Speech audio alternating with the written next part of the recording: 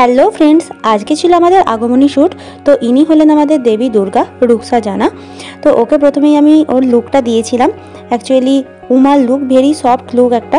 আর তারপরেই আমরা বেরিয়ে পড়ি আমাদের শ্যুটের লোকেশানে। আউটডোর শ্যুট ছিল আর মোট 5টা লোকেশানে আমরা এই শ্যুটটা করেছিলাম। তো প্রথমেই আমরা লোকেশানে পৌঁছে আগে সেট রেডি করে ফেললাম। আর সেদিন প্রচণ্ড গরম ছিল, তাই আমাদের দুর্গা মা শাড়ির আঁচলে করেই হাওয়া খাচ্ছে।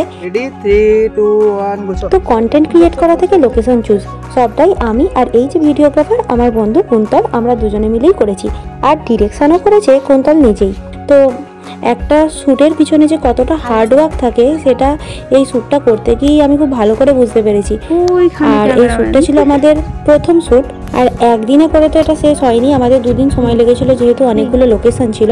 তো যাই হোক, শুধুমাত্র যে কষ্টটা হয়েছে তা নয়, এই শ্যুটটা করতে গিয়ে আমরা প্রচুর মজা করেছি।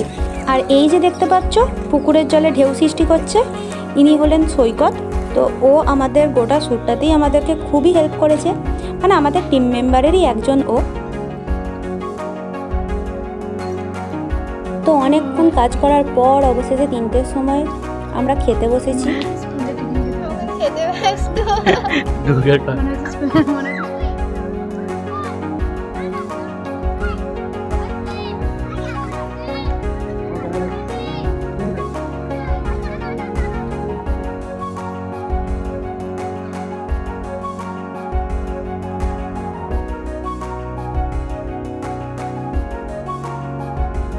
আর একটা জিনিস বেশ মজা লাগছিল, আমরা যেখানেই শ্যুট করতে যাচ্ছি সেখানেই দেখছি আশপাশের প্রচুর মানুষ জড়ো হয়ে গেছে।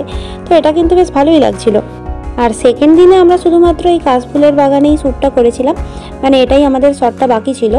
তো এতটাই ঘন কাশফুলের গাছগুলো ছিল যে আমাদের রীতিমতন কাশফুল কাটতে কাটতে ভেতরে ঢুকতে হয়েছে। এবং এই রাস্তাটা যেখান দিয়ে আমরা গেলাম সেটা বৃষ্টির জন্য পুরো কাদায় ভর্তি হয়েছিল।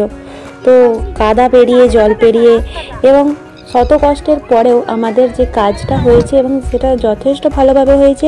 ভিডিওটা আমরা অলরেডি আপলোড করে দিয়েছি আমাদের ফেসবুক আর ইনস্টাগ্রাম চ্যানেলে।